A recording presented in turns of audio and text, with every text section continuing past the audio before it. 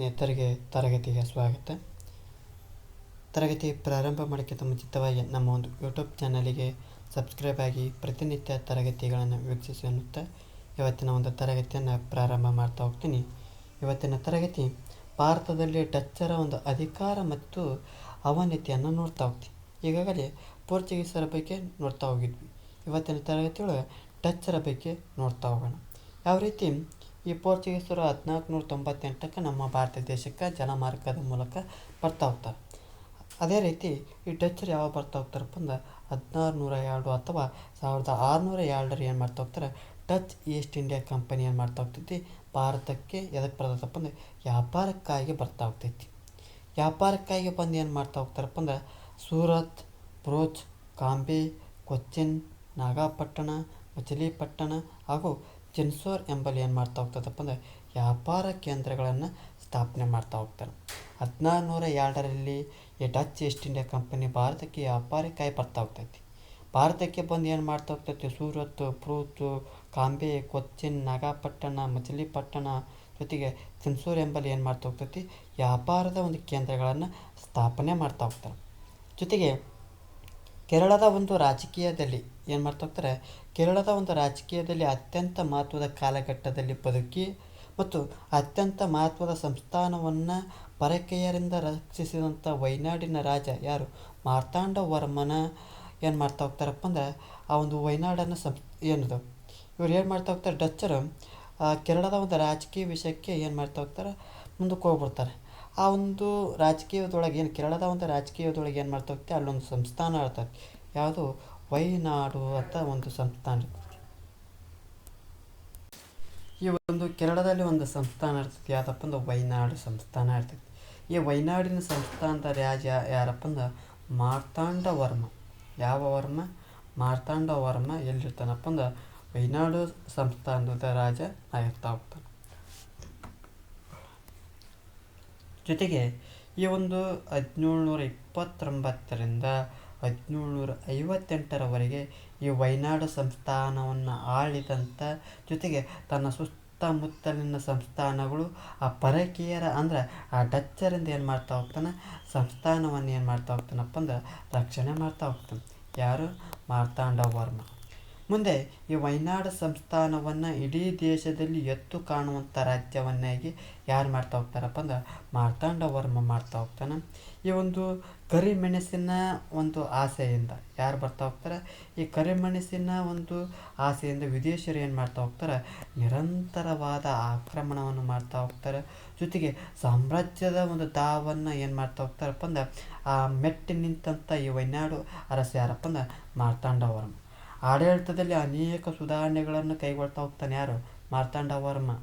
ಈ ಜೊತೆಗೆ ರಾಜಧಾನಿಯನ್ನು ಏನು ಮಾಡ್ತಾ ಹೋಗ್ತಾನಪ್ಪ ಅಂದ್ರೆ ಪದ್ಮನಾಭಪುರದಿಂದ ಎಲ್ಲಿ ಇದನ್ನು ವರ್ಗಾವಣೆ ಮಾಡ್ತಾನಪ್ಪ ಅಂದ್ರೆ ತಿರುವನಂತಪುರಕ್ಕೆ ಸ್ಥಳಾಂತರ ಮಾಡ್ತಾ ಹೋಗ್ತಾನೆ. ಜೊತೆಗೆ ತನ್ನ ಸಂಸ್ಥಾನವನ್ನು ವಿಶ್ವ ತಿರುವಾಂಕುರ ಸಂಸ್ಥಾನ ಅಂತಂದು ಹೆಸರಾಗುವಂತೆ ಮಾಡ್ತಾ ಹೋಗ್ತಾನೆ. ಅಂದರೆ ಮೊದಲಿಗೆ ತನ್ನ ರಾಜಧಾನಿ ಏನು ಮಾಡ್ತಾ ಹೋಗ್ತಾನೆ ಪದ್ಮನಾಭಪುರದಿಂದ ತಿರುವನಂತಪುರಕ್ಕೆ ಸ್ಥಳಾಂತರ ಮಾಡ್ತಾ ಹೋಗ್ತಾನೆ. ತಿರುವನಂತಪುರಂ ಕೇರಳದ ಒಂದು ಈಗಿನ ರಾಜಧಾನಿಯಾಗಿ ಕಾಣ್ತಾ ಹೋಗ್ತೀವಿ. ಜೊತೆಗೆ ತನ್ನ ಸಂಸ್ಥಾನವನ್ನು ವಿಶ್ವ ತಿರುವಂಕುರ ಸಂಸ್ಥಾನ ಅಂತಂದು ಹೆಸರಾಗುವಂತೆ ಮಾಡ್ತಾ ಹೋಗ್ತಾನೆ. ಯಾರು? ಮಾರ್ತಾಂಡವರ್ಮ.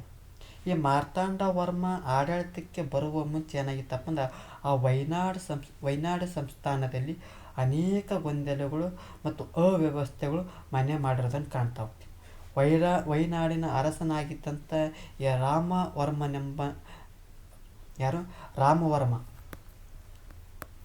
ಯಾರು ಈ ಮಾರ್ತಾಂಡವರ್ಮಕ್ಕಿಂತ ಬರುವಕ್ಕಿಂತ ಮುಂಚಿತವಾಗಿ ಈ ವೈನಾಡಿನಲ್ಲಿ ಅನೇಕ ಸಮಸ್ಯೆಗಳನ್ನು ಕಾಣ್ತಾ ಹೋಗ್ತೀವಿ.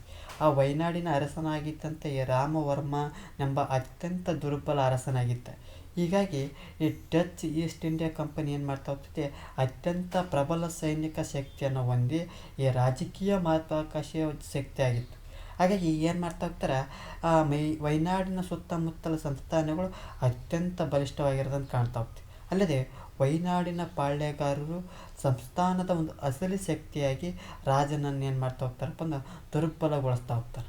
ತನ್ನ ಸೋದರ ಮಾವನಾಗಿದ್ದಂಥ ಈ ರಾಮವರ್ಮನಿಗೆ 10ನೇ ವಯಸ್ಸಿನಲ್ಲಿಯೇ ಮಾರ್ತಾಂಡವರ್ಮನು ತನ್ನ ಒಂದು ಸಂಸ್ಥಾನದ ಶ್ರೇಯಸ್ಸಿಗೆ ಉಪಾಯವನ್ನು ಹೇಳ್ಕೊಡ್ತಾ ಹೋಗ್ತಾನೆ. ಏನು ಮಾಡ್ತಾ ಹೋಗ್ತಾರೆ. ಅದರಂತೆ ಏನು ಮಾಡ್ತಾ ಹೋಗ್ತಾನೆ ರಾಮವರ್ಮ ಮಧುರೈಯ ಪಾಂಡ್ಯರನ್ನು ಸಂಪರ್ಕವನ್ನು ಮಾಡ್ತಾ ಹೋಗ್ತಾರೆ. ಇದರ ಒಂದು ಪರಿಣಾಮ ಸಂಸ್ಥಾನದ ಪಾಳ್ಯಗಾರರು ಏನಾಗ್ತಾರಪ್ಪ ಅಂದ್ರೆ ಮೆತ್ತಗಾಗ್ತಾ ಹೋಗ್ತಾರೆ.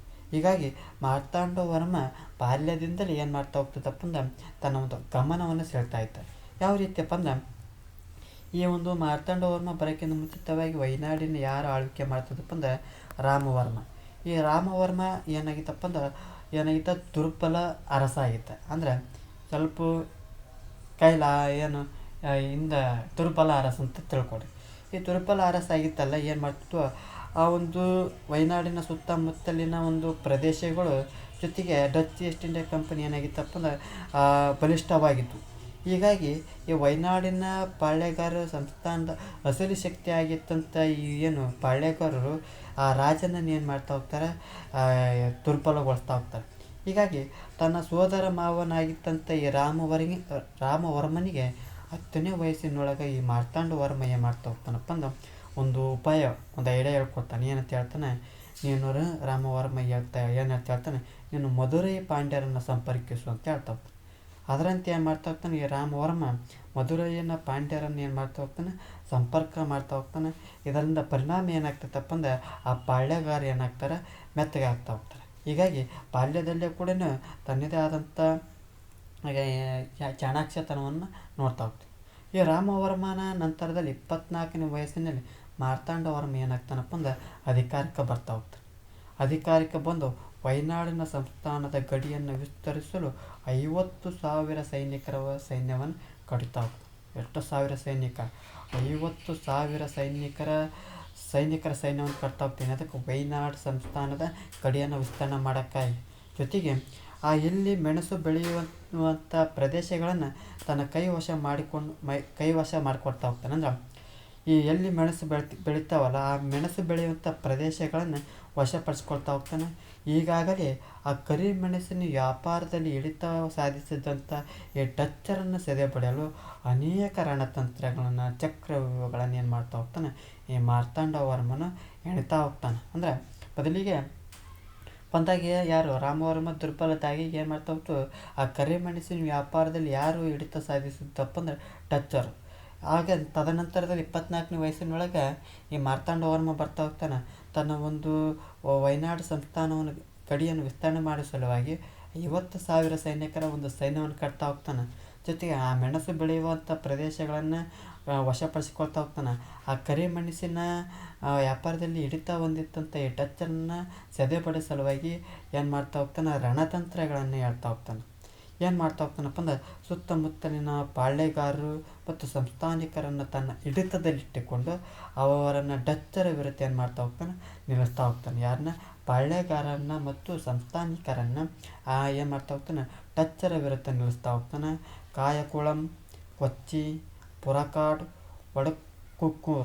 ವಡಕುಂಕೂರ್ ಅಂತ ಸಂಸ್ಥಾನಗಳ ಜೊತೆಗೂಡಿ ಏನು ಮಾಡ್ತಾ ಹೋಗ್ತಾನಪ್ಪ ಅಂದ್ರೆ ಏನು ಮಾಡ್ತಾ ಹೋಗ್ತಾನೆ, ಆ ಡಚ್ ಸೇನೆಯು ತಿರುವಾಂಕೂರನ ಮೇಲೆ ಆಕ್ರಮಣ ಮಾಡಿದಾಗ ಮಾರ್ತಾಂಡವರ್ಮನ ಪಡೆ ಯಾವುದು?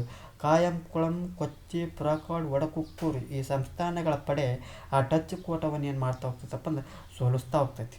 ಆ ಸೋಲಿಸಿ ಏನು ಮಾಡ್ತಾ ಹೋಗ್ತಾರೆ, ನಡುಮಂಗಡ, ಕೊಟ್ಟಾರಕರ ಎಂಬ ವ್ಯಾಪಾರಿ ಕೇಂದ್ರಗಳನ್ನು ವಶಪಡಿಸಿಕೊಳ್ತಾ ಹೋಗ್ತದೆ. ಯಾವುದು? ನಡುಮಂಗಡ, ಕೊಟ್ಟಾರಕರ. ಇನ್ನೊಂದು ಯಾವುದು?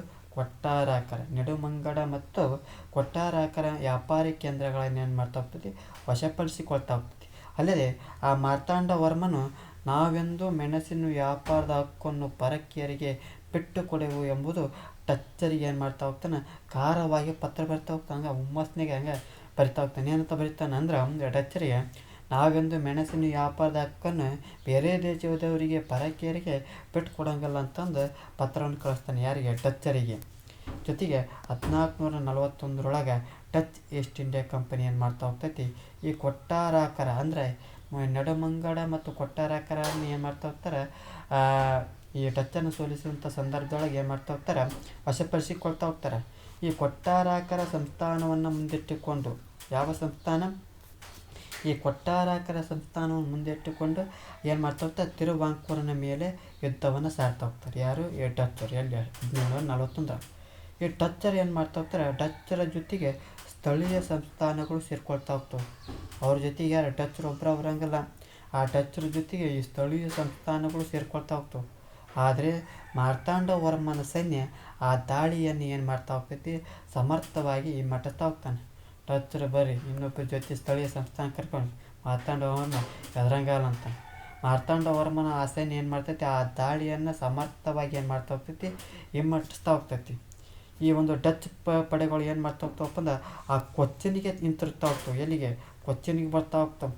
ಆದರೆ ಆ ಡಚ್ಚರು ಏನು ಮಾಡ್ತಾ ಹೋಗ್ತಾರಪ್ಪ ಅಂದ್ರೆ ಆ ಸಿಲೋನಿಂದ ಯಾರು ಆ ಸಿಲೋನಿಂದ ಮತ್ತಷ್ಟು ಪಡೆಗಳನ್ನು ಕರೆಸಿಕೊಂಡು ಸಿಲೋನಿಂದ ಮತ್ತಷ್ಟು ಪಡೆಗಳನ್ನು ಕರೆಸಿಕೊಂಡು ಏನು ಮಾಡ್ತಾ ಹೋಗ್ತಾರೆ, ಮಾರ್ತಾಂಡ ವರ್ಮನ ಮೇಲೆ ದಂಡೆತ್ತಿ ಬರ್ತಾ ಹೋಗ್ತಾರೆ. ಮೊನ್ನೆದು ಬಂದಿದ್ರು, ಏನು ಮಾಡಿದ, ಒಳ ಕಳಿಸಿದ. ಮತ್ತೆ ಎಲ್ಲಿ ಈ ಸಿಲೋನಿಂದ ಕರ್ಸ್ಕೊಂತಾನೆ ಯಾರು, ಈ ಡಚ್ಚರ್. ಆ ಸಿಲೋನಿಂದ ಕರೆಸಿಕೊಂಡಂಥ ಈ ಸಿಲೋನಿಂದ ಮತ್ತಷ್ಟು ಸೈನಿಕರನ್ನು ಕರೆಸಿಕೊಂಡ ಮೇಲೆ ಮತ್ತೆ ಮಾರ್ತಾಂಡ ವರ್ಮನ ಮೇಲೆ ಏನು ಮಾಡ್ತಾರೆ, ದಂಡೆತ್ತಿ ಹೋಗ್ತಾರೆ.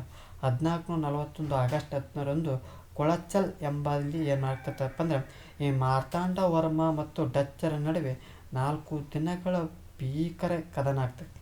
ಯಾವಾಗ? 1741 ಆಗಸ್ಟ್ 10ರಂದು ಕೊಳಚಲ್, ಎಲ್ಲಿ? ಕೊಳಚಲ್ ಎಂಬಲ್ಲಿ ಮಾರ್ತಾಂಡ ವರ್ಮ ಮತ್ತು ಡಚ್ಚರ ನಡುವೆ 4 ದಿನಗಳ ಭೀಕರ ಕಾಲ ಏನಾಗ್ತೈತಿ, ಯುದ್ಧ ನಡೀತೈತಿ.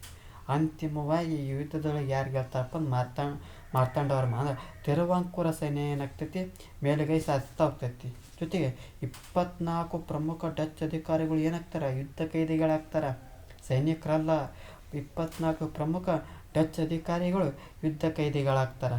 ಈ ಒಂದು ಯುದ್ಧದೊಳಗೆ ಡಚ್ಚರನ್ನಾಗಿರ್ತಾರೆ ಅಂದ್ರೆ ಅಪಾರ ಪ್ರಮಾಣದಲ್ಲಿ ನಷ್ಟವನ್ನು ಹೊಂದಿರ್ತಾರೆ. ಯಾಕೆ? ಸಿಲೋನಿಂದ ಕರೆಸಿಕೊಂಡಿರ್ತಾರೆ ಸೈನಿಕರನ್ನು. ಜೊತೆಗೆ 24 ಪ್ರಮುಖ ಡಚ್ ಅಧಿಕಾರಿಗಳೇನಾಗಿರ್ತಾರಪ್ಪ ಅಂದ್ರೆ ಯುದ್ಧ ಕೈದಿಗಳಾಗಿರ್ತಾರೆ. ಹೀಗಾಗಿ ಈ ಡಚ್ಚರು ಅಪಾರ ಪ್ರಮಾಣದಲ್ಲಿ ನಷ್ಟವನ್ನು ಅನುಭವಿಸ್ತಾ ಹೋಗ್ತಾರೆ. ಈ ಯುದ್ಧದ ನಂತರ ಏನಾಗ್ತೈತಪ್ಪ ಅಂದ್ರೆ ಮಾರ್ತಾಂಡ ವರ್ಮ ಏನಪ್ಪ ಅಂದ್ರೆ ಸುಮ್ಮ ಕುರಂಗಲ್ಲ. ಯಾಕೆ?